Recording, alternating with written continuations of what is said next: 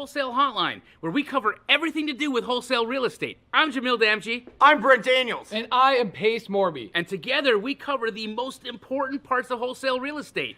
Lead generation. Conversion of sellers into contracts. And dispositions. Guys, remember when you're watching this show, do us a favor and squad up in the comments. Make sure that you are liking and subscribing to the YouTube channels and in the Facebook group Wholesale Hotline. Most important, we want to know we're doing a great job for you and helping you build your business. So go give us a review on iTunes and or Spotify. So squad up and enjoy the show!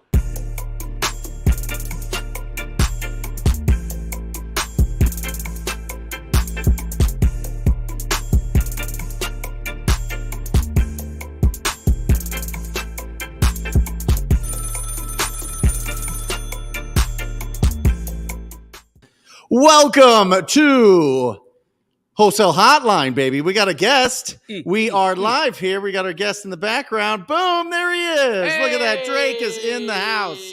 That is exciting. He's just doing his wholesale, no, not wholesale, his hotline bling. Hotline. You guys, you know how expensive it was to get Drake to dance for us in the back? He's live right now, guys. Yeah. He's live. So get your questions ready for Drake. We're rock and rolling. No, we're going to open this up a little bit different today. This is a question and answer show, so we're going to go absolutely bananas on it. But Pace is going to help me break down a deal that my team is locking up as we speak right now. And I want to know what Pace thinks. If I'm going to wholesale this. Is this the one in Litchfield Park? This is the one in Litchfield Park. Do you know the details? I'm going to pretend like I don't. Okay, so here's the details, right?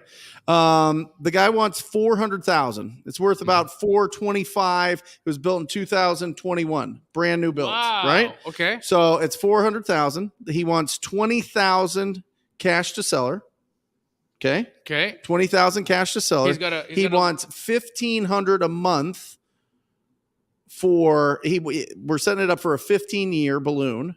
But he's making $1,500 a month at 4%, which really makes it like a 39-year loan, right? Wait. Explain that to me. So he wants $1,500 a month in payment. So it's a seller finance deal. So he has the house paid off in cash. Yes. So he's going to create a loan. Right. Create a loan to you for $1,500 a month. Yep. And because he wants $1,500 at 4% interest, it works out to a 39-year payment. Right. However, you're going to create a 15-year deadline to selling the house, refinancing the house, or paying him off in cash. Correct. And 0 in renovations, 0 in arrears. He owns this free and clear. So basically it's $20,000 down. There is an agent involved. We might have to figure that out that would want 3% because it's listed, but it's done with the listing in 30 days.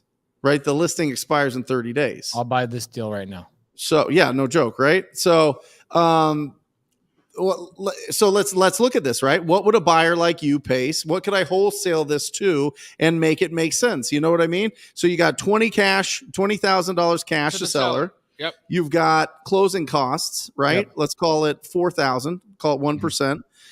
So we got $24,000 is ready to go, and yeah. And that's where we're at. So what do you think, Pace? What if you didn't want to buy this, what would you put it out there for as a wholesale deal? Okay, so here's how I always ask the question of what is the cost of the monthly, right? So we've already figured that out. Yep. Kind of. It's a seller finance, so it's a $1,500. You're going to have to add property taxes and insurance on top of that. Mm-hmm. Because if it's seller finance, that means that you're only making $1,500 payment to the seller. The seller's not collecting the taxes and insurance. You're now going to have to pay that outside of that. So you've now got, how do I know it's $500? I know it's $500 because I live in Arizona and I buy a lot of deals in Arizona. And I know that the property taxes in that area are around there. So my cost monthly on this deal is now $2,000. Yep. I couldn't care any less at this point what ARV is or even the sales price. I care almost nothing about either one of these because it could be $1 million ARV for $5 million sales price. I really don't care. What I care about is one thing.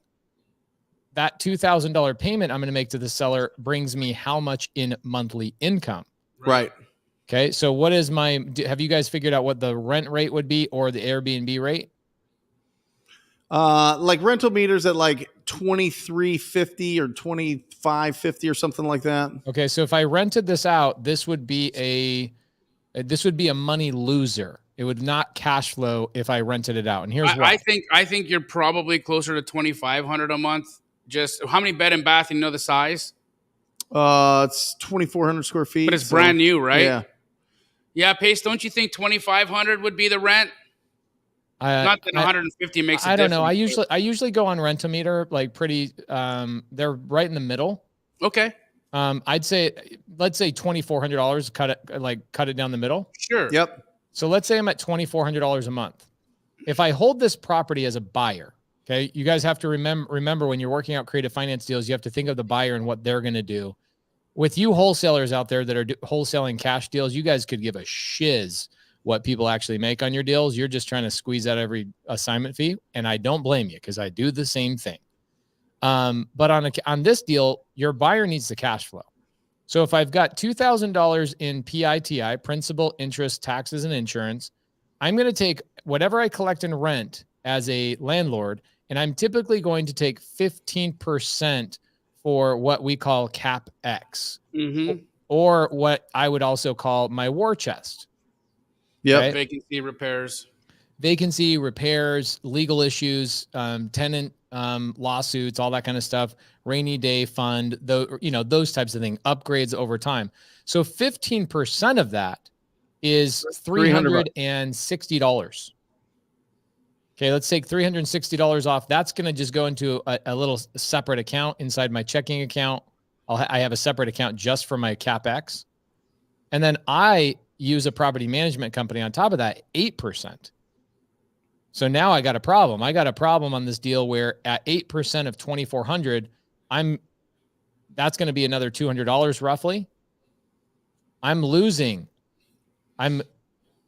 net loss cash flow of $160 a month on a traditional rental. Okay. I would still buy this deal being me. Why? But okay, you would buy it because I understand your whole game. You're acquiring, and $160 a month loss in the drop of Pace's bucket isn't a lot. But a regular buyer, what would they think? They'd say no. They wouldn't even look at it. Okay. So does that absolutely affects how much of a wholesale fee he could tack on top of the $20,000 amount that the seller wants? Got it. Yes, but if you go to Airbnb, right, you go to a short-term rental, that amplifies your cash flow. So, for example, I just bought a deal the other day on Morton. I just did a little YouTube video on this. I have 2 houses on the lot. My payment to the seller is $3,500 for both houses. And the rent rate is $3,000 in that neighborhood. I still bought it. And the reason being is because I didn't rent it for $3,000. I actually rented it to a sober living facility. And instead of getting $3,000, I get $5,000 a month. Okay. So it depends on your exit strategy. A traditional rental is a net loss on this deal. So if your buyer is going to do a traditional rental, and we haven't even taken into consideration my cost of capital, right?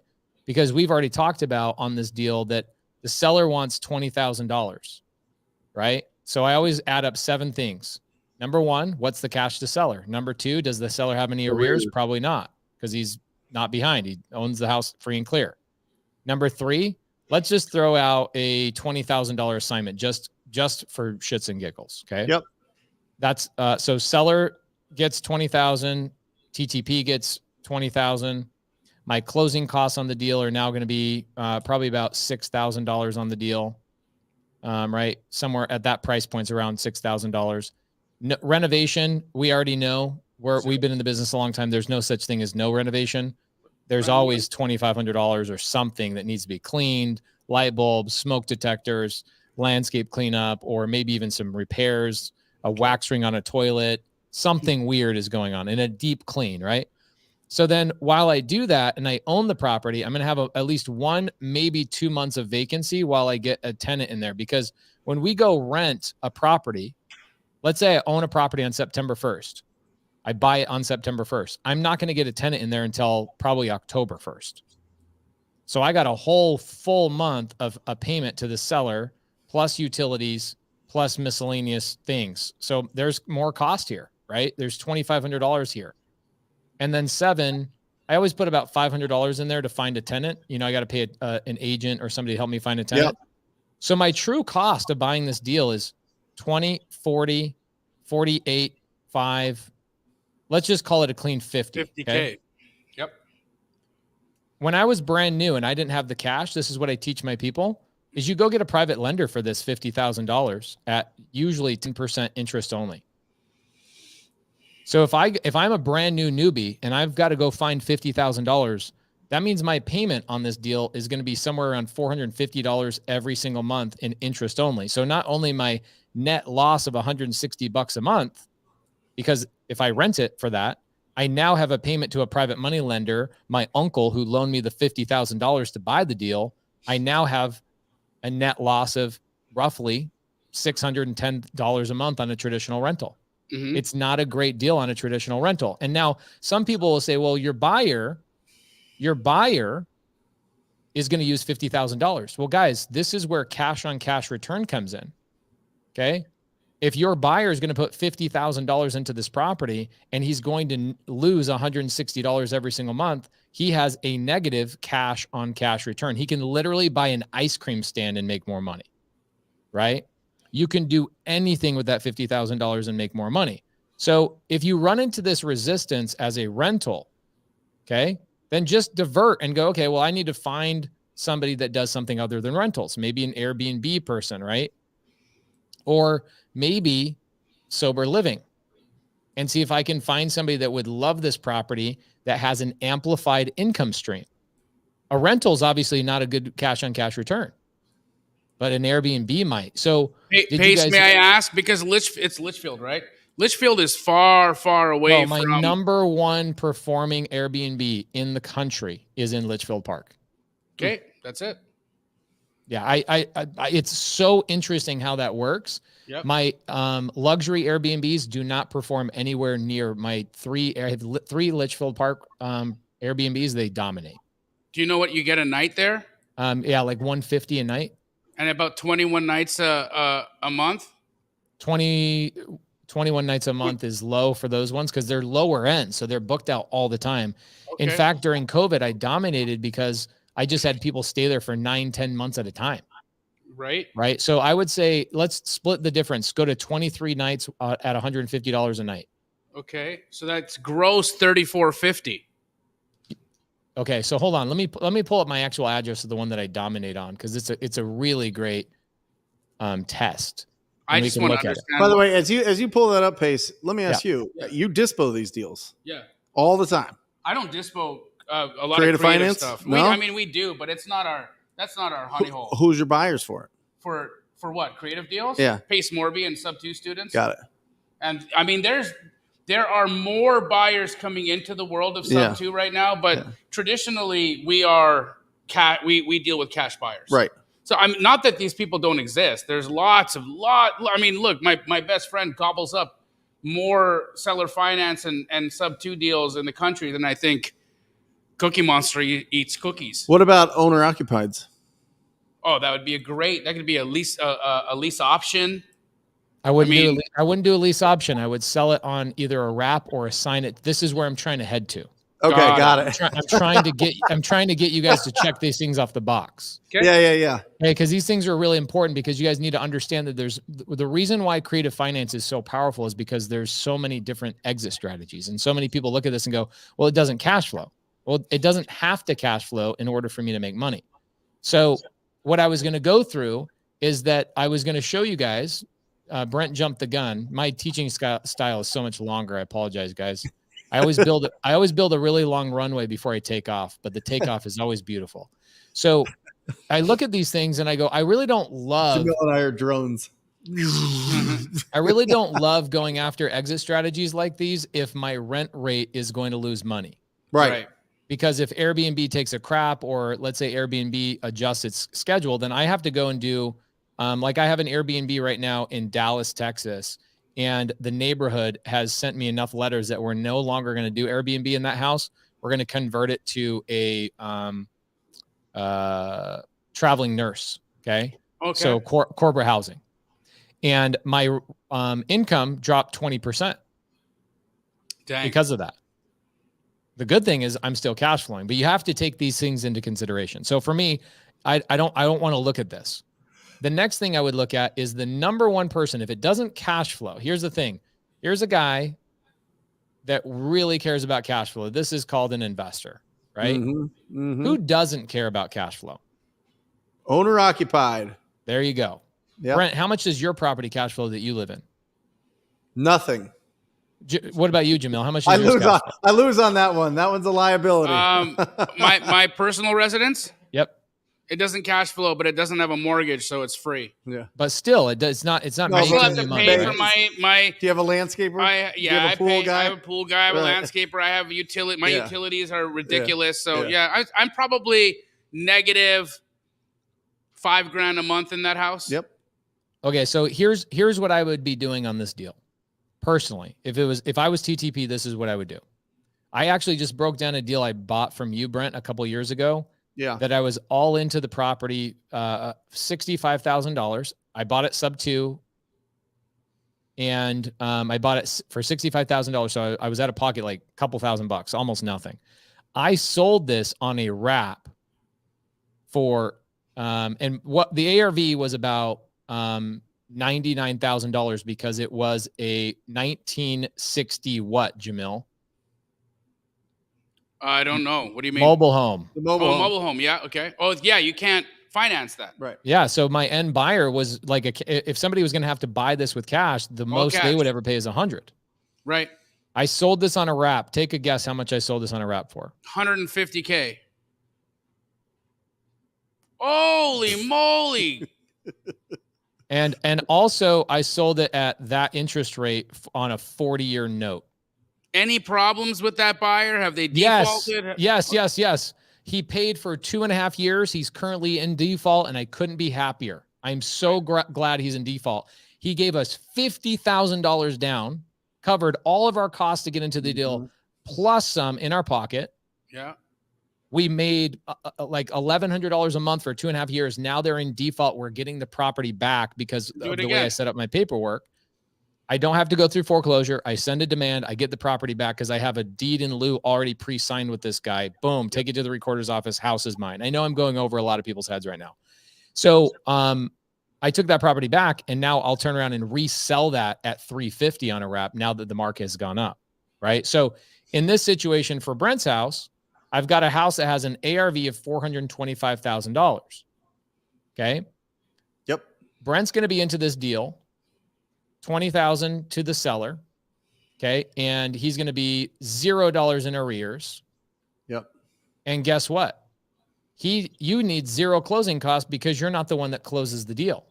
I don't need the 20K either, Pace. No, you don't need the 20K. So here's what's going to happen. Brent is in a contract with the homeowner. Okay. You have a contract here. Yep. Brent's going to go out and he's going to find a homeowner that has, husband, wife, couple of kids that want to live in a house but have horrible credit, or something's going on in their life where they're like, I don't want to pay right now. The interest rates on September 21st are going to go up to roughly 7%. Yeah, if you're going to buy a house, go lock a rate in. Like, you better do it right now. Or if you're going to buy a house, go buy this house from Brent Daniels if you guys are looking for a house in Maricopa County. Okay. So what Brent's going to do is he's going to take this contract that's $425,000. What I would do is I would take that contract, I would add $150,000 to it, and I would wrap those two numbers together, and I would sell it to this family for $575,000 with 15% down payment at 6.5% interest. Why so low on the rate? Because I got a much higher number. Okay. So what I've learned on wraps is that the average time that my wrap buyers actually continue to make payments to me is about 5 years. And then what they do is they sell or refinance. They refinance. Or default. So what I found is like a lot of these wrap gurus, guys that I've paid $25,000 to years ago to learn from, they tell you to go and sell at like 9%, 8%, 11% interest because you absolutely can. The problem is you've created a monster. And it depends on what exit strategy do you want. Do you want continual cash flow, or do you want a big chunk guaranteed? So what I see is that people will sell their house for too little, but put their interest rate too high. And now you've convinced that seller that, or that buyer that they need to go and get pre-qualified, fix their credit or whatever is going on in their life. And 2 years later, they're refinancing your note out, and you sold it for too little on the dollar amount and because you were wanting to get that interest rate. So for me, I already know those buyers are going to refinance or sell the property because homeowners are transitory. They move all the time. Okay. The average homeowner stays in a property 7 years. Okay. Nothing you can do about that to change that behavior. Okay. So for me, I want to make as much money on the contract as I possibly can, so that no matter if they refinance next month, they sell the property in 2 years, whatever it may be, I give them a lower interest rate to keep that in as long as possible. And I get the biggest chunk when they go and refinance or sell. 6.5% interest is still phenomenal because I'm arbitraging somebody else's 4% interest. I'm making 2.5% on his 425. Plus I created $150,000 in basically fake equity, right? I created that and I'm charging 6.5% interest on that. There's a lot of money being made on this deal. Okay. There's a lot of money being made on this deal. So it just kind of depends on what lever you want to push. But for me, if I bought this deal from you, Brent, I'd pay you an assignment. Yep. And how much would you pay in an assignment base? I don't know, probably 20 grand. Okay. So let's say that I buy this deal. What would I do with this property, Jamil? Well, you said you would sell it on a wrap, so that's what I imagine you'd do. I would probably keep it. If I was Brent Daniels or I was one of my students, I would sell it on a wrap. I no longer do wraps. I don't like wraps because they don't give you all the benefits of being a real estate investor. It's only one level above wholesaling, in my opinion. Yep. In terms of wealth creation. Got it. Right. So then you're going to keep it as a sober living. You're going to try to find the exit strategy that's going to give you the most money possible so that you can debt service and cash flow so that you can pay that down and keep that property because you are accumulating as many houses as you can. You are the cookie monster of houses. Yeah. So actually there's 6 reasons why I buy properties. Let me tell you them real quick. And number 6 is actually the main reason why I want this house. Okay. Cash flow, probably pretty nominal. Okay. Speaking of Cookie Monster, nominal. Okay. Very nominal. I might be able to squeeze out $200 to $300 a month in cash flow if I do like a sober living type of thing, which I'm okay with. I have a client that will come in and rent that from me right now. The next thing I would want is I want the appreciation play long-term over 15 years. Think about this.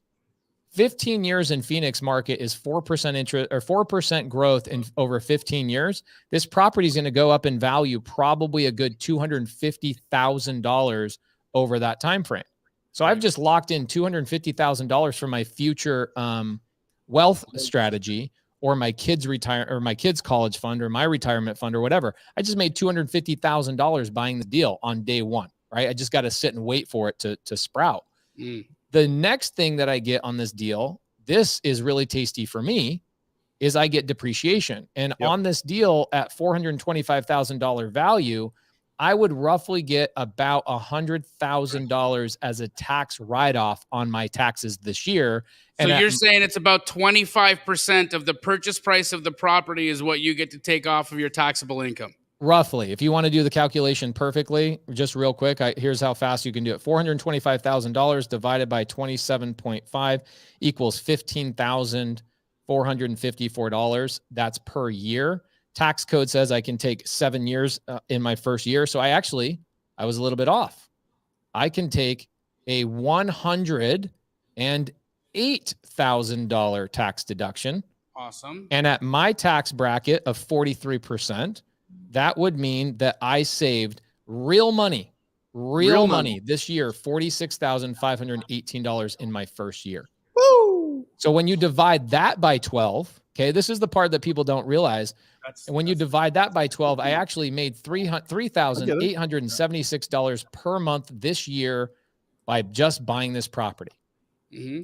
So what do I give a shit if I only get $200 a month in cash flow at my phase of the game? Right. I don't. Right. Because I know by year 3, year 4, I'll raise my rent. But this year alone, I saved real $46,518. This is where real wealth is. People say, Pace, how do I make more money? Step one, keep more of it. Okay. Step one, keep more of it. Now, so with the depreciation play, I'm going to make $46,000 on this deal this year. That's real money. I'm not going to make it. I'm going to keep it away from Uncle Sam. The fourth reason why we buy property is, Jamil mentioned this, is mortgage pay down. Okay. People ask me, what do you do for a living? And I say, I crowdsource my retirement to my tenants. I crowdsource my retirement to my tenants. And people go, what do you mean? I go, well, I have this problem. I want to retire with $1 billion. You know how I solve that? I go get 10,000 tenants. They go out to their 9-to-5 jobs and they bring me the money and they pay down all my debts. A third of their income, by the way. A third of their income goes to me. They work the first 10 days for the landlord. Yeah. Right. So people are working for me, right? This is the ultimate leverage. And that is actually the next part of this, is that the leverage factor on owning property is humongous. Jamil and I actually just ran into this. So Jamil and I were in the process of buying a 53 unit deal. And what happens on commercial loans is that when you want to buy a multifamily, they don't just give you a loan because you have good credit and you have money in the bank. They go off a couple of things that most people don't think about, is they go off your net worth. Yep. Mm-hmm. And so if you want a $10 million loan, guess what you got to have as net worth to get that loan?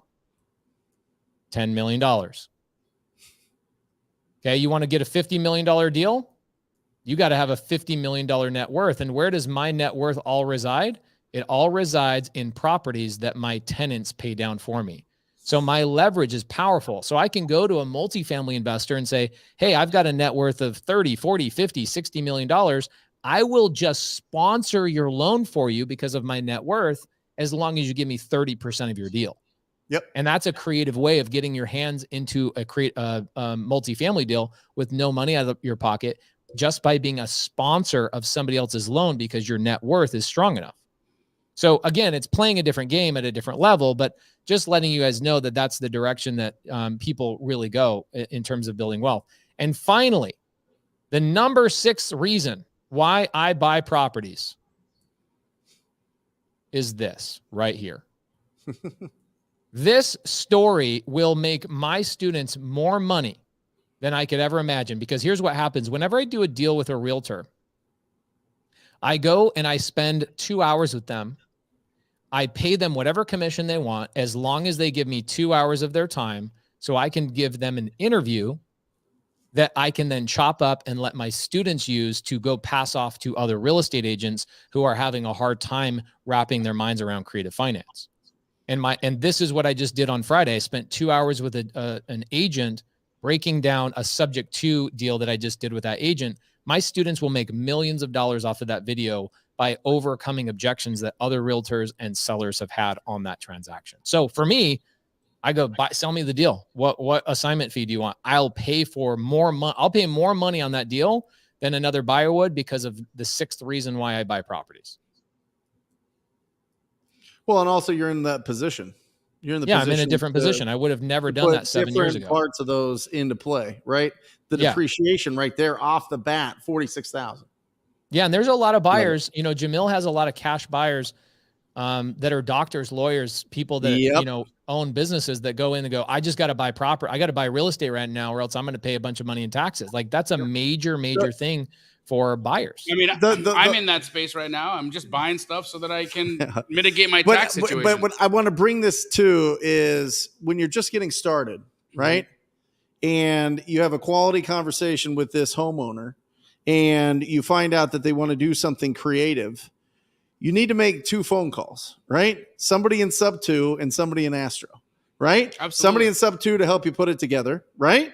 Pacey, are you following me here? 100%. Like, if you're just getting started and you don't have the 20,000 to hold on to this thing, and you're not able to raise it in time, or it just doesn't, you're just not at that level yet to raise the money that you need to be able to take this thing down, you can still make some good cash if you just squad up. Absolutely. That is the whole point of the last 30 Absolutely. minutes. This is like everything that we talk about encapsulated into one deal that we're literally negotiating right now as we speak, right? This is my guys are on the appointment right now, getting it all locked up.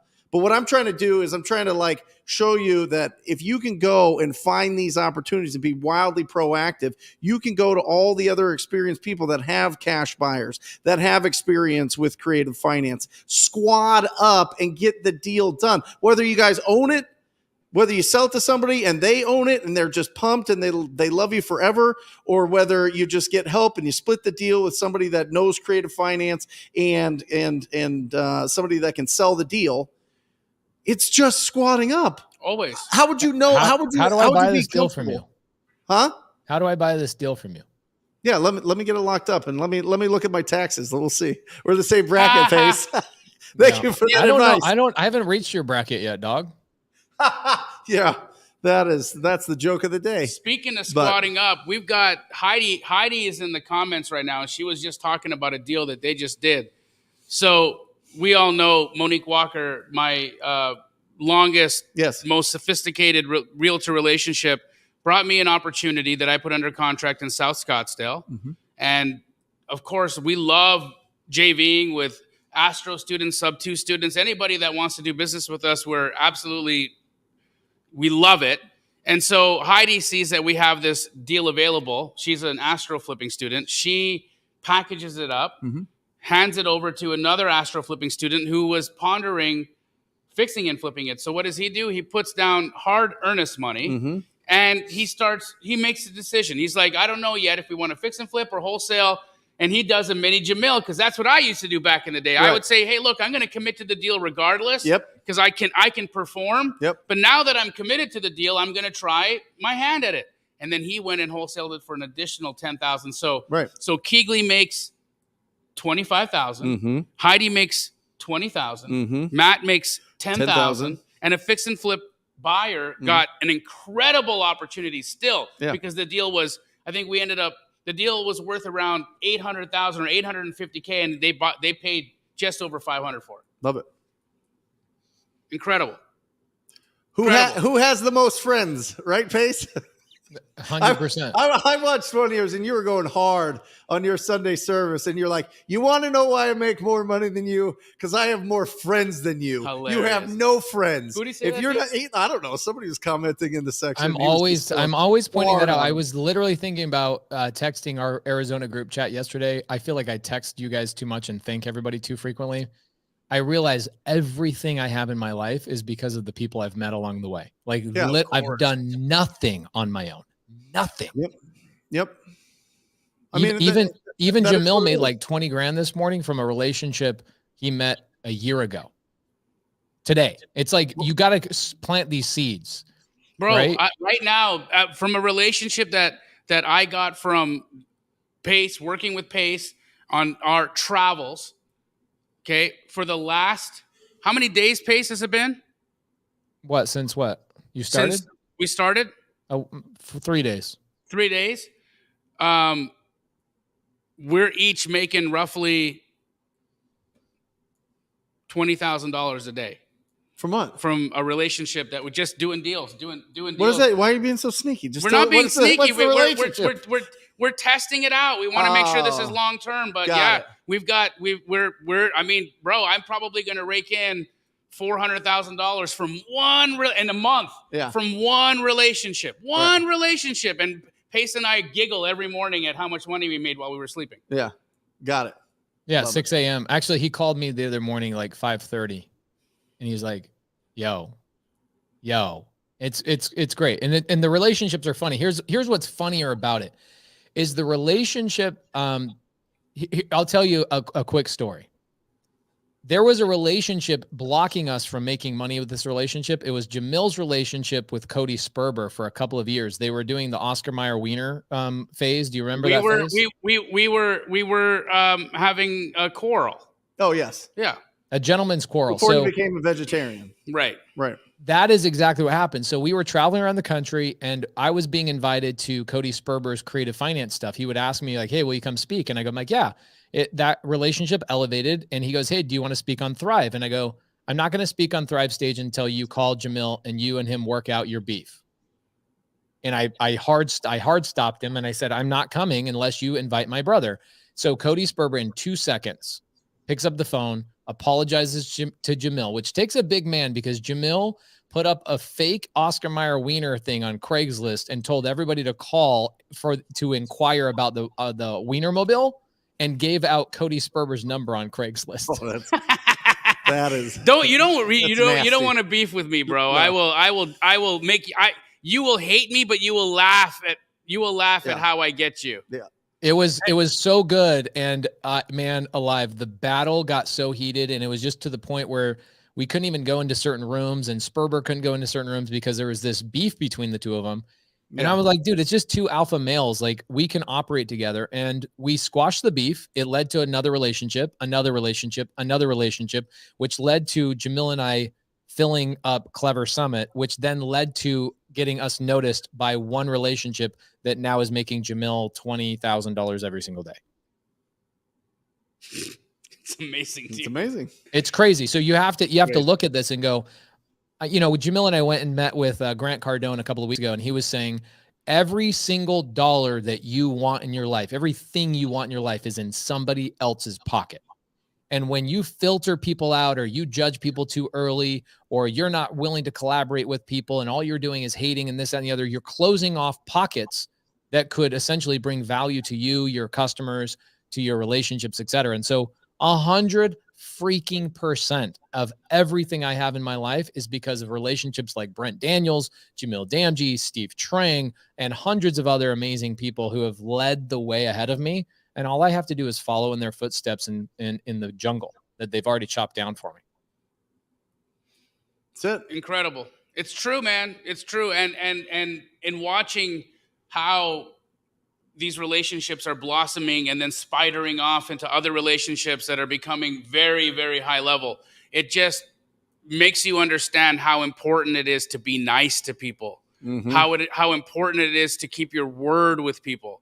How important it is that if you have a situation with somebody right now, guys, if any of you out there have some animosity, have some friction with somebody in the business, heal it. Look, it was a lesson. I was happy. I was happy making Oscar Mayer Wiener Craigslist ads, but it still felt crummy. The joke was good, but overall having beef with anybody isn't fun. It doesn't feel good. Right? Pace actually putting his relationship with Cody on the line to mend that was one of the most incredible gifts Pace has given me in our friendship. Because Cody is a phenomenal connector. This guy he knows everybody. Right? And so you guys got to really look at your life and you got to see, is there friction with somebody? Is there animosity with somebody? Know that you never understand or you'll never know who somebody is or who will become. And it's important, regardless of whether that person becomes a Cody Sperber or a Jamil Damji or just the same person they are, Mike Smith, whatever. It's important on an energy level and on a soul level to squash that. Always. Yeah. And thank you, Pace. Thank you for showing everybody, myself included, how to do that. Love you. Love you too. I want everybody to win because I realize it's way more fun together. It's like, how do you emulate what we went through in high school where just everybody was hanging out, having a good time? I was the guy in high school that I didn't just hang out with the jocks. I didn't just hang out with the nerdy guys. I hung out with literally everybody. And our school was such a magical place because people would come and visit our school and they'd be like, dude, it doesn't seem like you guys have cliques inside of your school. And people would write in their yearbook that because of Pace Morby, everybody became friends. And so my goal was to always to connect everybody and break down those barriers. It's okay to have different interests, like people that want to wholesale, people that want to burr, people that want to fix and flip, people that do creative finance. Like we are all so much better together. I want to actually point something out to you, Jamil, real quick. And Brent. Yeah. Look at Bigger Pockets, for example. Okay. Bigger Pockets was very anti-guru, anti-wholesale, anti a lot of things for a long time. And what ends up happening, and they will admit this, so I'm not saying this outwardly to like offend anybody, but they started realizing in the last couple of years that the outside world that they weren't collaborating with was actually gaining more traction on their brand than they were. And it was because they weren't extending their hand and saying, hey, look, we're the big gorilla in the room. We want to help you get to the next level. Grant Cardone is now realizing this. Other big names are realizing this. I have this. Now what's cool is that we all get to go speak at Bigger Pockets Con in BPCon in San Diego. And it's Brent Daniels, Jerry Norton, Pace, and Jamil. Are you freaking kidding me? Dude, by the way, Jamil, I talked to our team. We are doing a freaking massive after party after the Bigger Pockets thing. So anybody that comes, even if you don't even get into the event because it'll get sold out, TTP students, Astro students, Sub 2 students, and everybody inside of BPCon, we're throwing a massive like 600-person party with like celebrity guests. You and I are cutting the check for that, Jamil. I don't know if you know this, but we're cutting the check. It's going to be legit. Hey, I'll pay it out of my profits this morning. Thank you, sir. I love it. So here's something that's interesting, which I'm leading into. So there's a guy in Chicago. He has a massive community all around the burst strategy. Okay. And a couple of years ago, he would criticize me. He'd come into my posts on Instagram, and he'd, like, when I was starting my YouTube channel, he would criticize me and criticize me and criticize me. Okay. And I'm like, all right, whatever. I'm not going to play around. And one day I'll show you. One day I'll show you type of thing. Right. So admittedly, a little bit of his hate has fueled the fire towards me. And today, guess who reached out? His wife. Oh. No, he actually reached out and he said, I have just recently realized that creating an isolated bubble around my own community has hindered their growth. And I want to call and apologize and ask if you guys would come and speak at my event. Wow. You, Brent, and Jamil. Amazing. And I said, no. Just kidding. I said, absolutely. I said, here's what's even better part of the story. I didn't, when he said, hey man, like all these years, I've given you a hard time. I'm sure you've heard of me, blah, blah, blah, blah. And I said, no, man, I'm just a big fan of your stuff. You're amazing. He's like, wait, you've never seen anything I've ever, you don't know about this stuff? I go, no, never heard of it. But hey man, let bygones be bygones. And my wife is like, this guy has hounded you for 2 years and you didn't let him have it. And I go, I attract way more bees with honey than I do with vinegar. Yeah. Yes, sir. You do. For sure. And you don't always have to be right. You have to be effective and successful. Stop trying to make people feel like you're rubbing their face in shit all the time. You know what I'm saying? I just got a call from my wife. I got to take her to a concert. But before I do, I got to bounce. Before I do, I want to invite everybody Thursday for the Novation training. I want everybody on here to sign up for this at novationtraining.com. Toback, bro. Toback. Todd Toback. He has been doing this forever, guys, and it is something that you need to put in your toolbox. Put it in your toolbox, guys. Novation training. It is on Thursday. You do not want to miss it. Get out there and get signed up right guys now. There are 800 people watching live. 800 of you better be going to the Novation training. 800 people. So Brent, we love you. I told you it would be okay if you left as long as you made another baby tonight. Really? So go have fun at your concert. I would not have guessed that. Yeah. Hey Pace, did you hear what he just said? Aaron's did you hear pregnant. who the band was? Incubus. Let me guess. Who? Incubus. Oh, I freaking love Incubus. Dude. I would never have guessed that, but enjoy. Oh, Aaron loves it. Anyway, I love you guys. I love Incubus. I'll see you Wednesday on the live show and Thursday on the training. We'll see you there. Guys, go to novationtraining.com, I believe is what it's called. Yep, there it is. Novationtraining.com. Go sign up. We've got 800 people in here. Yeah, double fist it, bro. Love it. We'll just pretend that's Brent. Carmelita says, what time is the Novation training? I would go to novationtraining.com and check out the time, the information. I'm sure they've got some sort of video over there. I don't know. I'm not part of that training, but Toback is pretty awesome. Amazing. What do you say we do some Q&A today, bro? Let's go, baby. Let's minutes. go. Let's Q&A it, Holmes. How'd you like that breakdown of that creative deal? Honestly, so I'm not holding a lot of creative deals. We have different real estate strategies, and as I've been able to walk through life with you, and I watch my tax bill every year, and then you were talking about not rubbing people's faces and shit. You rub your tax refund in my face every year, and it's, bro, I'm telling you, it is genius. It is genius how you break that down, because nobody would ever take the depreciation.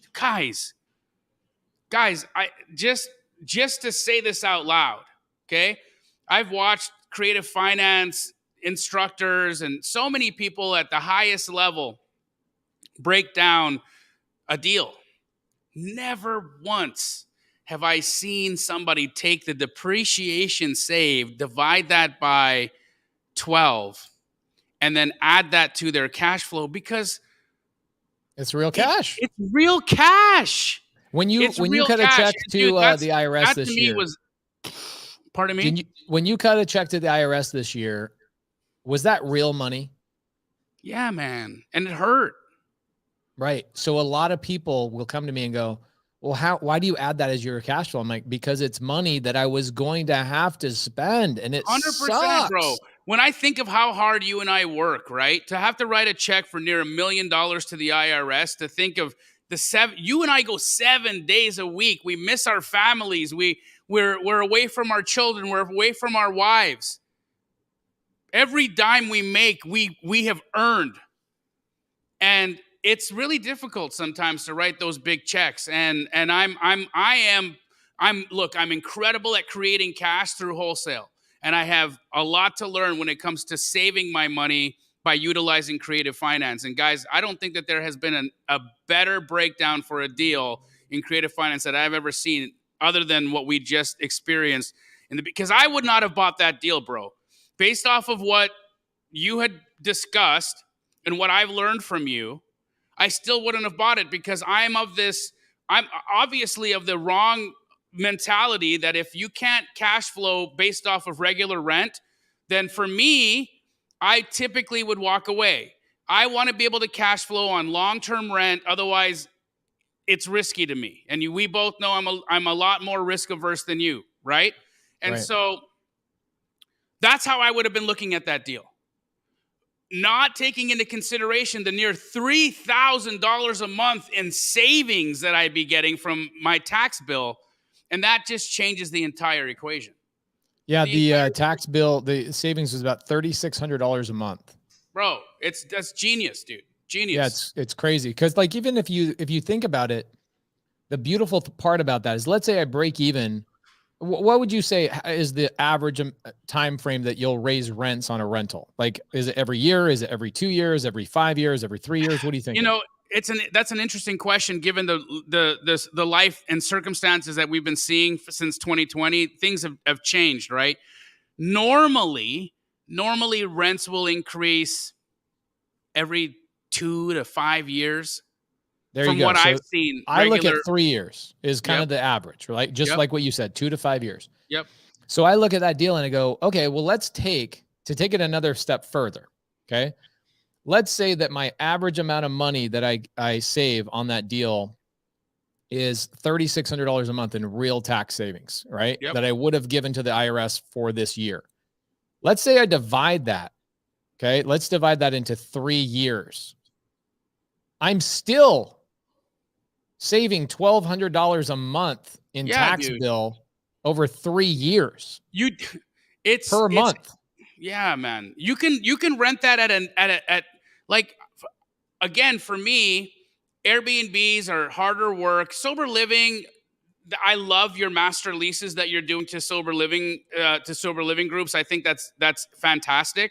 A master lease for those of you that don't understand, that's just a lease that you're doing to an LLC that is going to be subleasing or going to be renting that out themselves for some other business or enterprise, right? And so PACE creates a master lease with a sober living group, and the sober living group is then renting out those beds or doing the thing that they're going to do.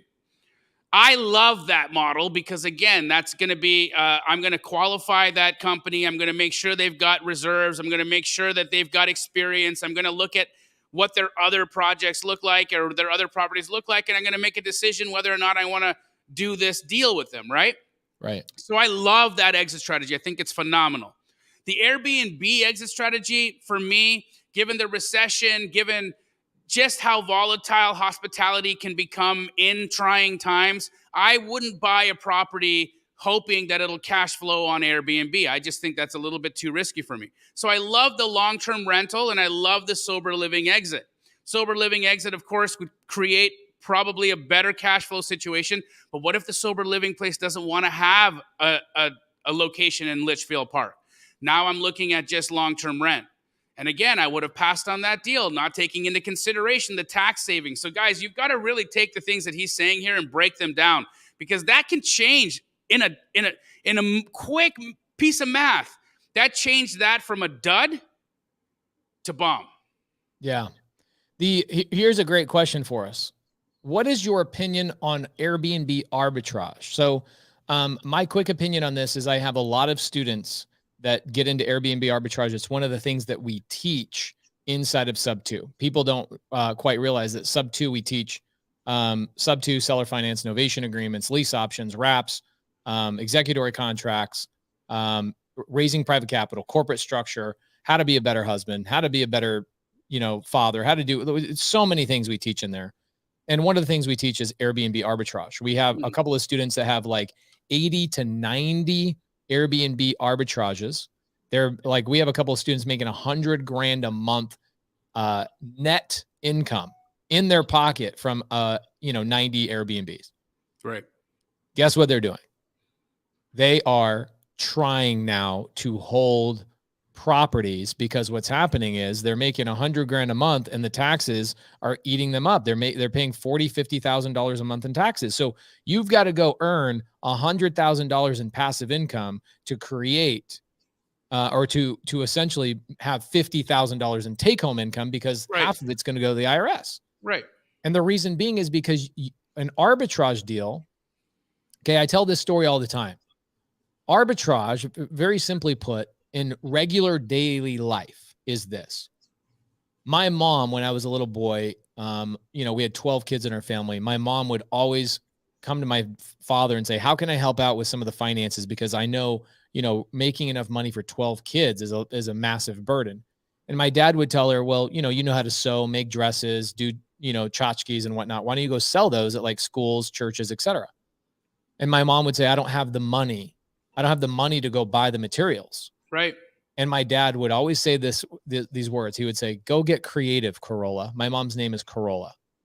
So he'd say, go get creative. So my mom went down to like Michael's, supply store and said, hey, can I apply for a credit card so I can buy materials and turn around and sell them? And they turned her down. She had no credit. She was, a stay-at-home mom, no credentials whatsoever. They turned her down. And so she went back to my dad, and my dad says, Corolla, I told you to get creative. Figure it out. And so what my mom did is my mom went to somebody at church and she said, if I use your credit card to buy materials, I can go out, make these things and sell them. And I will not only pay off your credit card payment that I used, but I will pay you 10% on top of whatever I use as a profit to you. And so my mom arbitraged somebody else's credit to get herself into the game. Okay. Amazing way to get started. It's very creative. Creative finance is all over the place, guys. Today I'm co-signing for somebody to buy a house. That's also creative finance. I can't qualify for a house. Let me use somebody else's credit, right? These are creative solutions in everyday life. Mm-hmm. So with arbitrage is doing this on people's rentals. So you go, well, I want to buy a property. I want to cash flow. When you're, I'm sure that you see this all the time as a coach, Jamil. You get your students to go, if I could just get to $10,000, $20,000, $30,000 a month, my life would change, right? So a lot of people want to get passive income. And so a lot of people go, well, I don't have the down payments. I don't have the credentials. I don't have the cash. I don't have all these things to get into the game. So they turn to arbitrage as a way to get into the business, which means They're going to people that are landlords and saying, Right. would you let me lease your property and then turn it into an Airbnb? Oh, no? Okay, what if I pay you an extra $100 a month more than what you're asking for? Okay, yes, perfect. And you work out a creative solution with that landlord so you can turn around and turn their property that they own into an Airbnb. The things I don't like about the things I love about arbitrage is it's incredibly easy to get into.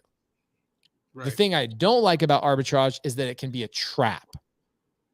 Because you get addicted. If it blows up in you, you could get yourself into a little bit of a pickle.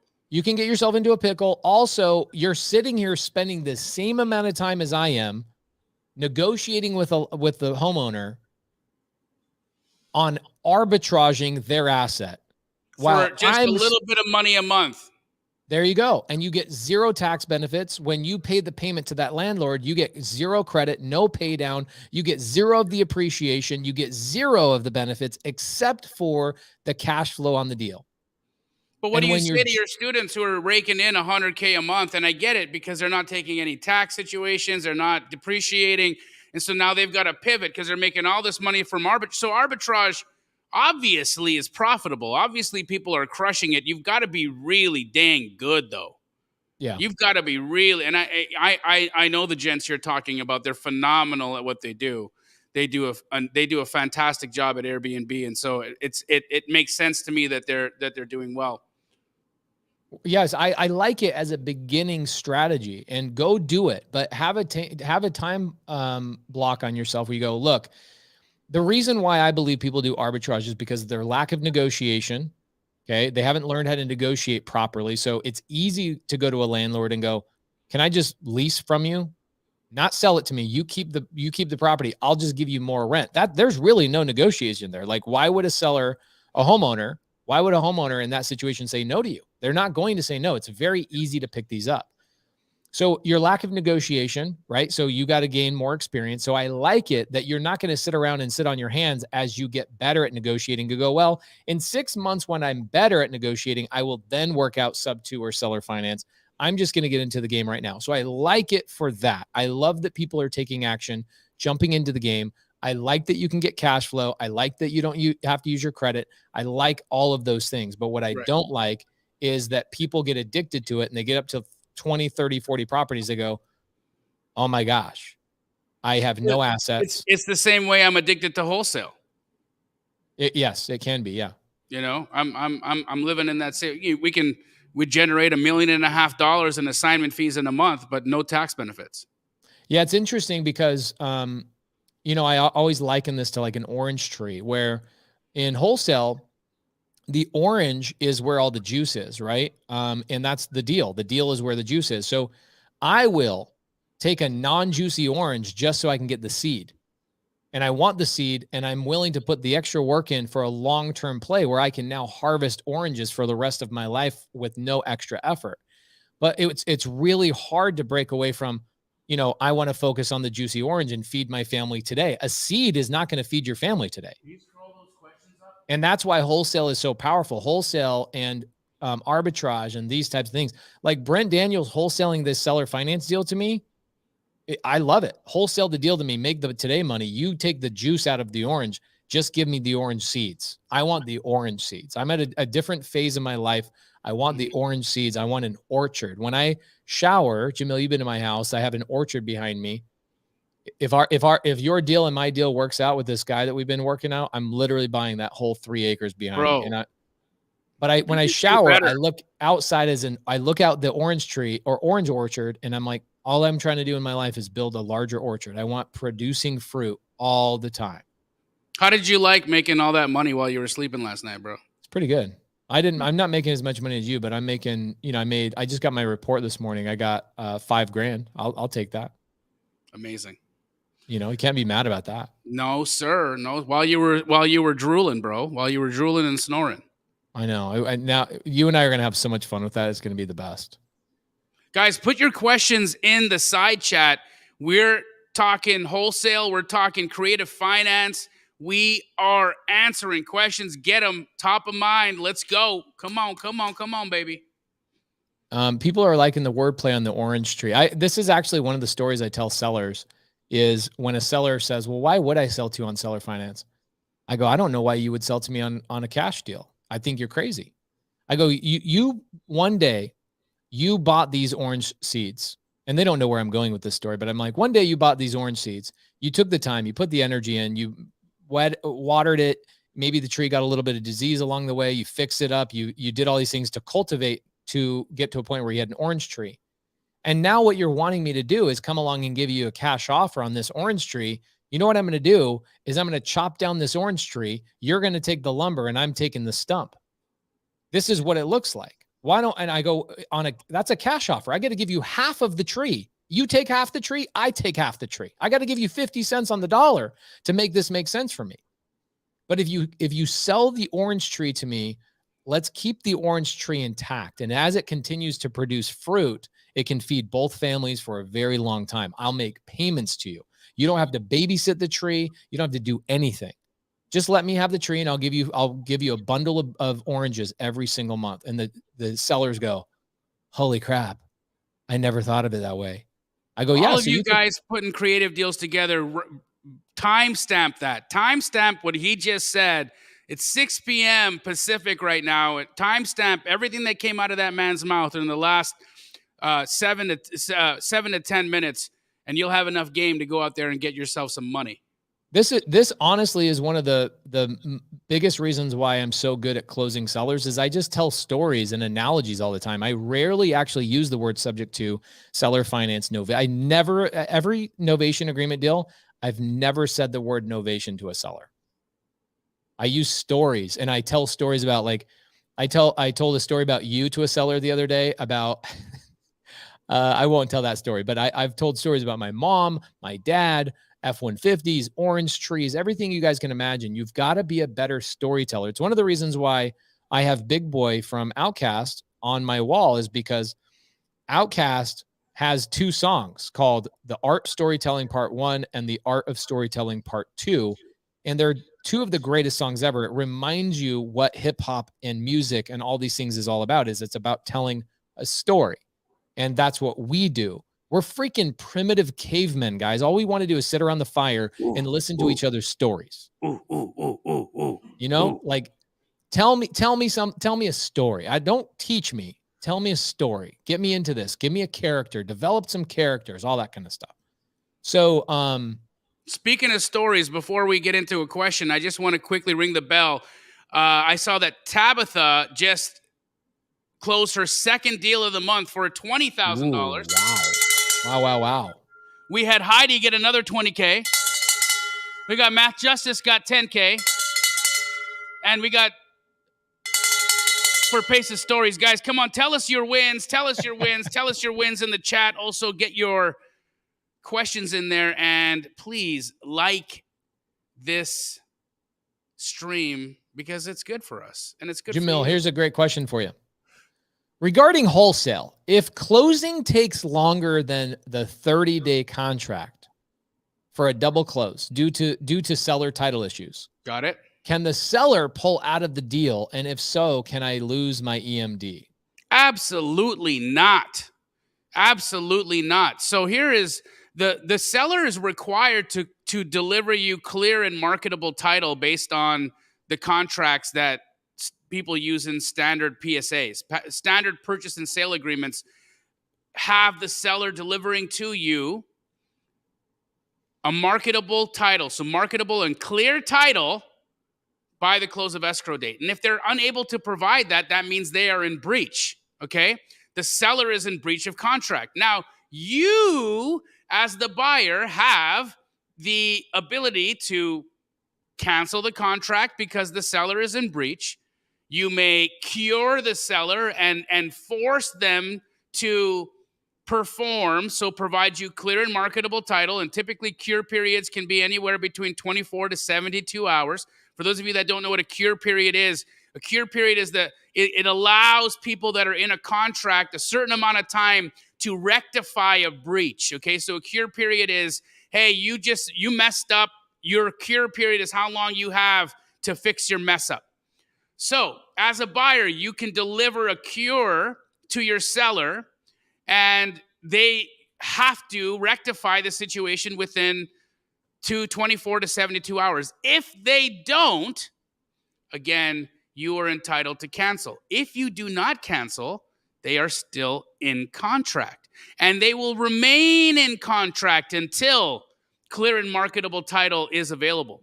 Now, sellers will oftentimes get super greedy because a title issue can drag out months and months and months and months. And over the last 3 years, we've seen the market go whoosh.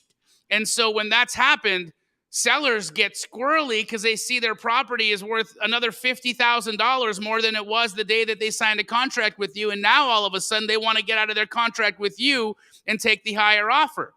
It's not going to work out that way. So, buyer, your obligation now is to go and record a memorandum of contract. If you have stated in your contract that you will record a memorandum, guys, understand the rules around recording memorandums. If you don't know those rules, Pace Morby has a video on his YouTube channel with his attorney, Sean Sinclair, that goes over when and how you can record memorandums. So go watch that for reference.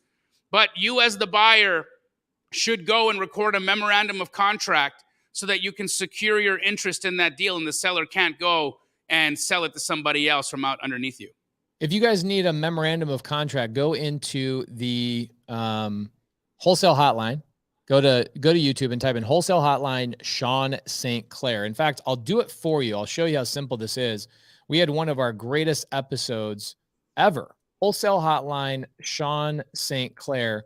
We talked about memorandums of contract, and we actually spent about $3,000 with Sean St. Clair, okay, to get you guys an updated memorandum contract and wholesale agreement. So if you guys need that, I will put that in the side chat, but pull it up. Sean St. Clair, Wholesale Hotline.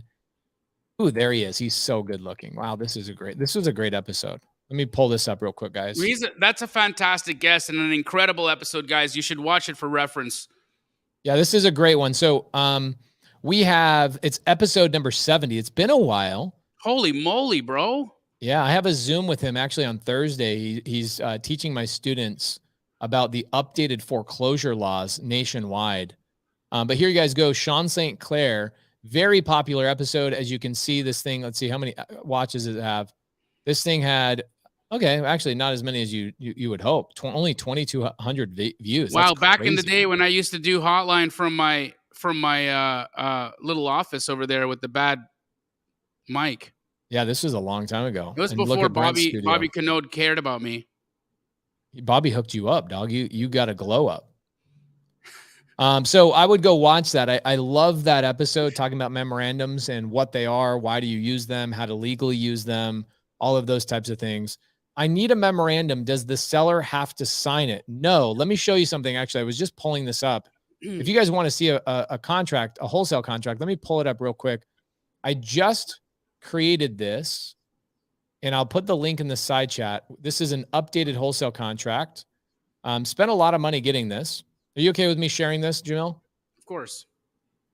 All right, let's pull this up. I'll show you guys why you don't need the seller to sign your memorandum. So this is a wholesale contract. I'm going to put it in the side chat. Watch me. I'm going to copy the link. You can see I've copied the link. It is available to anyone, so don't tell me the link doesn't work. Just tell me that you don't know how to use technology. That's a more appropriate comment to make in the side comments, okay? So let's go through this just real quick. I want to show you guys that no, you do not need to have the seller sign your memorandum. So down here in the contract, you will see, look, there's Jamil. He talked about cure notice, remedies. He talked about that. This is in the contract, okay? Here we go. Acknowledgements, assignment. Okay, this is one of my favorite lines. Assignment. Buyer may assign this contract or any of its rights hereunder to any person, partnership, corporation, or other entity without notice to the seller. Seller's consent to such assignment is not necessary or required. Double up. Here you go, right here, 12.6. Memorandum of contract. Seller agrees that buyer may execute, acknowledge, and record a memorandum or affidavit of this contract in the official records of the recorder of the county in which the property is located. Seller's signature on any affidavit or memorandum is not required for the recording of the same. So you tell me, do we need to get the seller to sign our memorandums? No, sir. But do you need to disclose it in the original purchase and sale agreement that you will record a memorandum? Yes. Exactly. Yes. You need to put that in here. So I see a lot of people that, they give out free wholesale contracts and they don't have this in here. And what happens is the wholesaler goes and puts a memorandum on the property, but they've actually just committed a misdemeanor because you're not allowed to file a memorandum on a property without permission in the original purchase and sell agreement. So yes, guys, we put the link to this contract in the side. Feel free to take this. It's amazing. Have you added verbiage in your PSA PACE that you're using here in Phoenix, Arizona that has language in it that discloses that you may wholesale the property, other than not the assignability, but that you did that where you put the label on as a wholesaler? Yes, I actually added in our contract that we intend to either wholesale, fix and flip, or buy and hold this property. So that's how I've overcome it. It was a great hack because it does accomplish that, but it also doesn't look so blatant, like in the face. So we say buyer intends to either A, fix and flip this property for a profit, B, hold this property in their portfolio for a long-term gain, or C, wholesale this contract to another entity or party. Awesome. Yep. And so because you put it third, they don't even really go through and like really worry about it, but it's checked the box of that whole entire thing. Love it. Yeah, it's a good one. I was just in a deal where wholesaler brought us a deal to JV, and we were towards the end of the inspection period. We had potential buyers threatening to write an offer, and the seller ended up canceling because there wasn't a disclosure made that the purchaser was a wholesaler. And so lesson learned for that wholesaler. Dude, that's interesting. I was waiting for those types of things to start coming up. Well, here's a good one. Here's another good one for you, Jamil. Let me read the question for you. Ralph Pena says, when a buyer reaches out to you directly after doing a deal through their realtor with you, do you still compensate the realtor? If so, for how long? Now, this is a question, Ralph. I don't feel like you've given Jamil all the information. So I'm going to ask Jamil two different versions of this question. One, let's say the listing agreement has not ended and the buyer reaches out to you, or I'm sorry, the seller. Oh wait, he's asking if when a buyer so the buyer got brought to you through a real estate agent, and now the buyer wants to deal directly with you so that they don't have to pay the agent's fee next time. Walk me through that again. Okay, so let's say I've got a wholesale deal, and we have a lot of these at Keegley where agents will bring their buyer to the table and say, hey, I've got a buyer for you. I tacked on $10,000 on top of your wholesale price, and my commission is going to be $10K, and here's the buyer. And that happens a lot, right? And so what the question is now that buyer reaches out to me and says, hey, I want to work directly with you. Is that kosher? Is that okay? Or should I compensate the realtor that brought the buyer to me originally? And this is an ethical question. Pace, are you tracking the question now? Yeah, I am now. Yeah. So an ethical question, 100%. And I think that what's really important here is communication, right? And so first and foremost, what I would do is I would talk to the buyer and I'd say, appreciate that you reached out and we'd be happy to do business with you. My first question to you is, are you, or have you disclosed to the realtor that you worked with last time that that you would like to work with us directly? And if they say no, then I will say to them, okay, awesome. Would you do me a favor and would you let them know that you intend to work with us directly? It's a small town. We really value relationships, and we don't want anybody to feel like we stepped out of box and went and tried to come and work with you directly. So please have a conversation with the realtor and make sure that they're okay with it. And so that in it right there will put the realtor in a conversation with their buyer where they're going to have to either agree for the buyer to pay them something for the introduction, or the realtor will decide, hey, I have nothing to do with your future transactions if you're going to buy from them, and so I don't need to be compensated moving forward. Oftentimes, realtors will have that opinion. They'll say, you know what, my job is to curate opportunities for you, and if you're going to do the own curation for yourself and go directly to this wholesaler, I'm out of the picture. And so realtors will take that position. Some realtors will take the position, hey, this is my relationship, and you wouldn't know who Keegley is if I didn't bring them to the table. And so do me the favor of allowing me to represent you in these so that I can do my job and have your best interests in mind when you're transacting with this wholesaler. So the answer is, don't do something that you will regret if you run into that realtor at cocktail hour one day at a title company's after party, because it'll happen. Okay, you will run into that agent again, and you don't want to have people out there saying that you weaseled them or that you went around them. The best way to always have the best relationship and have the best name in town is to just tell everybody to play fair. And playing fair means disclose. If we've got to do a backdoor deal, if we got to transact and you don't want your realtor to know about it, I don't want to be a part of that action. Yeah. Here's another good question for Joel, throwing in this one. He says, similar question to Ralph, but on the acquisition side, can you go around the seller's agent if you make sure they get their commissions paid?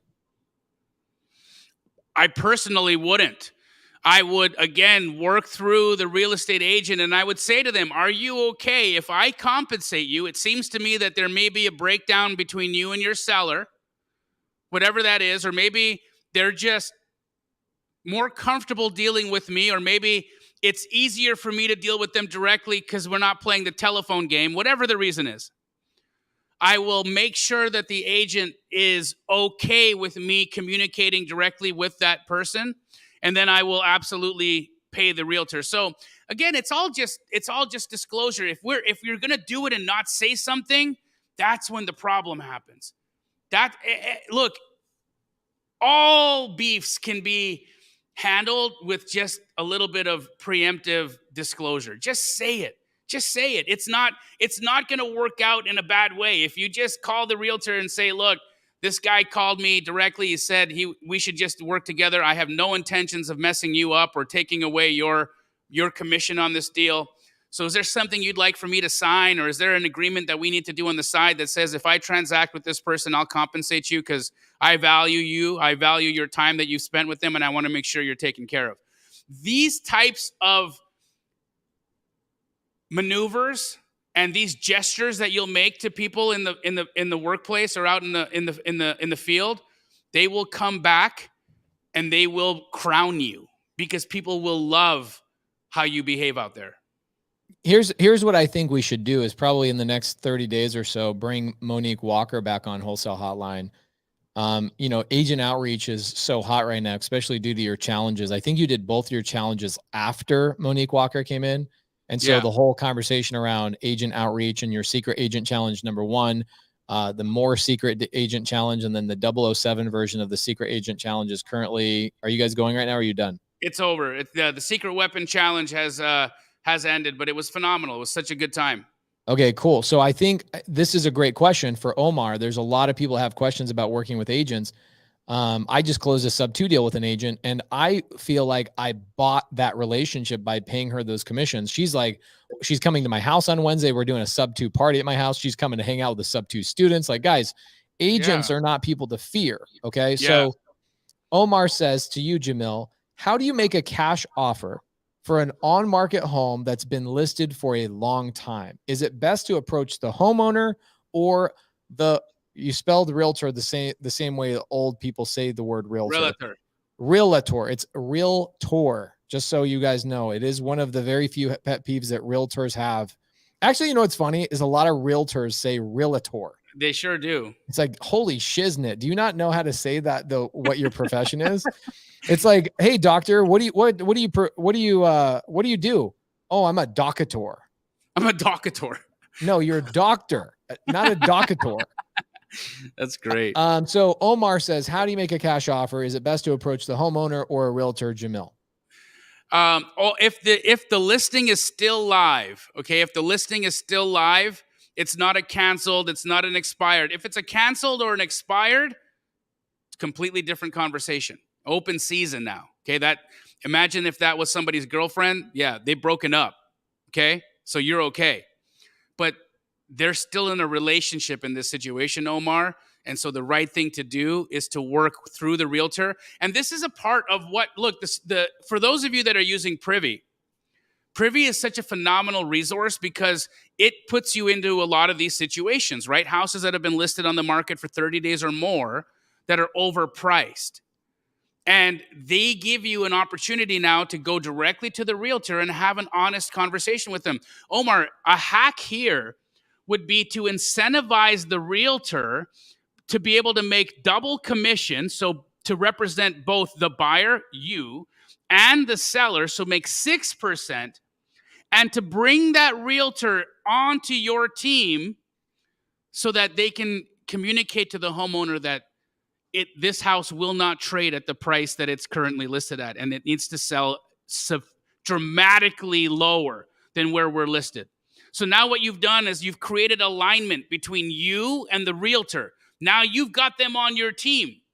Now they can go be your advocate to the seller and get you that deal under contract for the price that you're trying to get it. Remember, the seller gave this realtor the listing agreement. They hired them. So they obviously value these people's opinions, and they value these people for their professionalism and what they do as a career. So you might as well use that rapport. You might as well use that relationship to your advantage and create a winning opportunity for yourself, for the realtor, and the homeowner who really needs this house sold. Love that. T-Town Supreme, I will not be answering this question tonight. I've answered this on Sunday service multiple times. Also, why didn't you come to Sunday service last night? I was on there for an hour and a half. Also, if you are a sub-2 student, I've been doing this fun Zoom every Monday night for brand new students, hanging out for a couple of hours every Monday right after Wholesale Hotline. It's so fun just getting to know everybody, just answering basic questions. Because here's something that's very interesting about my mentorship. This is a very common complaint I get, okay? What do you think is my most common complaint, Jamil? Do you know? Oh, boy. Why would anybody complain? It's only one. It's not, I wouldn't say it's a complaint. It's the only like somewhat neutral thing that anybody says about the mentorship. And it's right here. I won't lie. I'm starting the sub-2 group today. I have been all over the place. It's overwhelming is basically what he says, because the challenge with creative finance is that it is so diverse. And so what people want to do is they want to master every aspect of creative finance in their first day. And I have to remind you guys that, guys, real estate is a lifelong pursuit. Right. And then one of the top rules inside of my mentorship is I tell people when they're brand new, I say, write this down. There's no need to rush. Take your time, line upon line, precept upon precept. So take your time, guys. Don't ever feel overwhelmed. It's okay to have your brain stretched all the time. Like, I don't know what that word means. I don't know what he's talking about. Those types of things are common. Even Jamil and I are our level, go into rooms where people are saying things and talking over our heads. Those are great environments. It just happened when we were at Cardone's mastermind. There were so many geniuses in there talking all kinds of things. You and I leveled up. Amazing. You know what we got? Here's the interesting thing. We were driving in a vehicle that we have overfilled, right? We're like basically bursting at the seams. And what happened is getting into that room, we upgraded the size of our new vehicle. And it's now our job to fill that vehicle with opportunity. We now have a bigger understanding, a faster engine, a clearer path. And now that vehicle has empty space in it. And now we can expand a little bit. What do they say about trout, right? Trout only grow as big as their environment. Same thing as an elm tree, right? An elm tree could be this big, or it could be one of the greatest trees in the entire world. And it's all about the base of where its roots are. So you need to be overwhelmed. You need to have a place to stretch your roots, and you need to have a place that you feel stretched every single day. You have to have that until the day you die. If that's not your expectation and you want to be comfortable, I would suggest maybe, I don't know. I don't know. I haven't figured that one out yet. I haven't figured out how to become comfortable for the rest of your life. Well, I always want to be doing something comfort. On the subject of comfort, since we're talking tree analogies, it's interesting. I just learned about a study, an experiment that was done actually, where these scientists were trying to understand how dramatically different a tree would grow in a controlled environment that didn't have all of the pollutants that we have in today's atmosphere. So what scientists were trying to figure out was, does all the carbon monoxide, does all the fossil fuels, all the sulfur, all of the stuff that we're emitting daily, is that degrading the lifespan or the quality of trees? And obviously, guys, we need trees in order to breathe because they create oxygen from the CO2 that we emit, right? We all know about photosynthesis and how trees work. So these scientists put these trees in a biosphere, and that's a vacuum, right? So a vacuum is a controlled environment that doesn't have any outside stressors on it. And they gave it plenty of sunshine, they gave it water, they gave it food, fertilizer, all the things that should just make this tree phenomenal. And what ended up happening was the tree grew to a specific height, and then it fell its ass right over. Interesting. And they were like, what is happening? Why are these trees falling over? And you want to know why? No wind. You're joking me. Nope. The trees required the pressure, the resistance of the wind for them to strengthen their barks. In order for the tree to grow and become more robust, it needs the wind. And when they put this tree in a comfortable environment, it didn't have the resistance it needed to get the strength that it needed in order to grow as high as it grew, and it would fall over. So you're saying that if I'm comfortable, I'm in the wrong place? 1,000%. If I'm not overwhelmed every once in a while, I'm probably in the wrong place. Yes, sir. I should have wind at resistance strengthening me every single day. Iron, bro. Love that. Dang, that's good. That's a good. Why haven't you told that analogy on the TV show? I just learned it. Freaking love that analogy, man. That's money. I freaking love that. So people are like, okay, I'm definitely in the right place. Tigger, she's awesome, by the way. When was the last time you met somebody with their name Tigger? I love it. She's a sweetheart too. All right, cool. Amazing stuff. Akula Williams says that is deep. And then also diamonds are made under pressure. The challenge with this is like, we have learned and been conditioned while we were growing up. Like, I even watch it with my own kids. We provide such an amazingly comfortable environment for our children that they never have to stretch and grow. Right. I'm going to tell you a vulnerable thing. We got 2 more minutes. This is super vulnerable. My son, Asher, was being a little bit grumpy the other day. And for a couple of days, actually. Which is hard to believe because he's such a sweetheart. He is such a sweetheart. He was being grumpy, physically, noticeable that he was being grumpy. And he's walking around the house. And I go, what's up, man? Like, I feel like I'm a newlywed and I'm getting the cold shoulder. Like, how do we get past this? What's going on? Yeah. And he's part of it is that he's going through puberty. So there's some additional emotions going on that he hasn't quite learned how to harness and control, et cetera. And that's perfectly fine. You have to let those things happen. But Laura takes him to school and is like, what's going on, man? Like, I'm not even going to drop you off at school. What is going on? And he says, I feel like my dad hates me. And he's talking about me.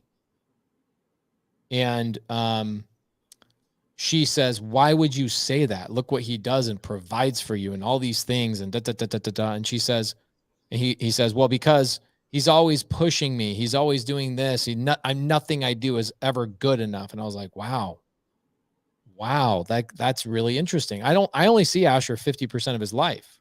Right. Okay. I only see him 50% of his life. Here's what I find. Okay. Him and I sat down, we had a conversation. Here's what's going on. The other 50% of the time he's at a different household. They don't care whether he brushes his teeth. They don't care if he's clean, he has clean clothes. They never take him shopping and care what he looks like. They're just like, whatever. Who cares if your pants are dirty? He comes home after being away for 5 days and he has a different smell to him. His hair looks like he has a bird nesting in it. All the things. He literally looks like he lived in the wilderness for like 4 days. And so what ends up happening is that first couple of days he's back in our house, he's met with resistance of like, bro, brush your teeth. Bro, clean your ears. Bro, what are you doing? Bro. Why do we got to cover this again? We talked about this 2 weeks ago. What I learned about this, and I had a great conversation with Asher, is I said, here's what's happening. And he admitted it. He goes, I think that's 100% it. Because it's always the first 2 days when I come home, I feel like you don't love me because you're asking me to do these things and like nothing's ever good enough. And I'm back in structure now. I'm back in this. I'm in an environment with some resistance so that I can get strong. Right. And he shrinks in that other environment. And so when he comes back into my environment, I really thought about it. And I have him currently reading Rich Dad, Poor Dad. He's like, I had an epiphany. You're my rich dad. This is my poor dad. Not so much about finances. Yes, finances as well. But also the way that I'm being raised over there is that my mindset is a small mindset. And I come here and I'm asked to expand and work on my YouTube channel and rent out trailers and do wholesale deals and do these things. And he goes, I feel like I'm at boot camp all the time. The first 2 days I'm here until I build momentum. And once he says he builds momentum, he finds a groove and he's like, I never want to leave. But then I get put back in that small environment and I get comfortable. I lose all my momentum. And when I come back, it's uncomfortable for me to have to rebuild that momentum. And I just assume it's because you don't love me. It's an interesting thing. And, raising children, it reminds you a lot about yourself. I'm sure you have a lot to relate to this, is that a lot of us here, Jamil, why are you excelling in life so much? Pace, why are you excelling in life so much? Guys, there's not a day that goes by that I'm not working on pushing my little teeny snowflake that started out so small, turning into a little ball and letting it roll and roll and roll and compound and compound and compound. If you stop rolling that snow down the hill and you don't turn it into a big old thing, it starts melting by the sun. You have to keep building every day. And it's exhausting. I'll tell you the honest truth. Continually working on your dreams can be exhausting. But is it ever rewarding? What is the alternative? Right. So for those of you guys that don't have momentum, guys, the thing is, I've been there. Jamil has been there. Jamil's been at the heights of wealth, lost it all, lost all his momentum. And there's nothing worse than losing all of your momentum and then having to convince your brain to resaddle that horse and get back into the rodeo. It is so challenging starting over all over again. And I can tell you one of the reasons why Jamil and I work so hard is because we never want to lose that momentum again. That's one of the most fearful things I'm afraid of, is like, I never want to be in a place where I lack momentum. Pace, in the chat, would you just write this equation for me? P equals MV. P equals MV. MV. Okay. For those of you that are not or haven't taken physics, P is the symbol for momentum. Mass is mass, and V is velocity. If you ever want to know how to create momentum, that's it. If your velocity goes to 0, so if your speed goes to 0, where does your momentum go? What times anything is 0? 0. There you go. If you've got speed but you don't have mass, what's your momentum? 0. If you want to increase your momentum, how do you increase your mass? Squat up. If you want to increase your momentum, how do you increase your speed? Squat up. This is it, guys. It's all physics. I have nothing in my life by myself. Nothing. It all comes from a relationship. It all comes from somebody else opening up their pocket, opening up their book of opportunities to me, and then us working together. Every dollar I make on a daily basis is because of somebody else. And if you guys don't understand that, you'll be just like me in my 20s, where all you're doing is working your guts out, working harder, working harder, working harder. Start squatting up. This is one of the threads of this entire podcast, Wholesale Hotline. And welcome to episode 132. I hope you guys had a great time on this episode. Next week, we will be talking more about beginning in wholesale. Today was a little bit more Q&A. Next week, we'll be talking about moving forward in your wholesale journey, how to get your first wholesale deal. It'll be absolutely epic. Jamil, what do you have going on this week? Do you have any live Zooms, meetups, maybe on Thursday with the women at Keegley? What do you got? Yeah, if you guys are local in Phoenix, Arizona, or if you're close enough to Phoenix, Arizona, what's up, Drake? What's up? What's up? What's up? What's up? If you guys are anywhere near Phoenix, Arizona on August 25th at 6 p.m. at the Keegley headquarters, we are going to have the incredible women of real estate that we are going to be showcasing on a panel. We've got Laura Morby. We've got Rahima Blaza. We've got, who else? We got Annette from the Dispo Sharks. We've got Monique Walker live in the house. We got Ingrid from Sub 2, guys. Ingrid has been a phenomenal community member. She's done deals with multiple people from Wholesale Hotline. You're going to be able to see her live. And then Lauren Black, who's an acquisition rep and crushing it at Keegley. You're going to see and hear from all of these incredible women that are showing you how they've been crushing their businesses and dominating their lives. So any of you ladies or any of you men out there that want to see these incredible females doing what they do in their element, I would highly advise you show up. August 25th, Phoenix, Arizona, 6 p.m. Really, really good group of gals here. Check it out. My wife is apparently scared. I don't know why, but I like this. This is really good. Rahima, she's amazing. She's on the show. Monique Walker, she's been one of the most amazing guests. Jamil makes about $1 million+ a year from this one relationship. Insane. Ingrid and I are currently doing a deal together. She's doing a lot of deals. She was, what I love about Ingrid is that she was a classic overthinker for several months until she goes, I got this. And she has now been lighting the world on fire. Most importantly, helping other people do their first deals. She helped somebody from Wholesale Hotline make $50,000 on his first deal. This is definitely somebody you want to know. Annette and Lauren are unbelievable as well. Arizona, the Cornerstones, some of the Cornerstones. By the way, I don't know why you guys now own the Avengers Tower or Tony Stark Tower, but I really like that. I don't make the graphics, but that was great. I love that. Oh my God, we got Drake dancing on a rhino. Guys, we love you. We appreciate you. We will see you guys on Thursday at the Keegley meetup. And if we don't see you there, we'll see you on next week's Wholesale Hotline. Peace. We out. Or just say squat up. So squat up and enjoy the show. Yeah. Yeah. Okay. 1, 2, 3. So squat up and enjoy the show. What are you doing? I didn't say that thing. Why? I don't know. Okay. So squat up and enjoy the show. Cool.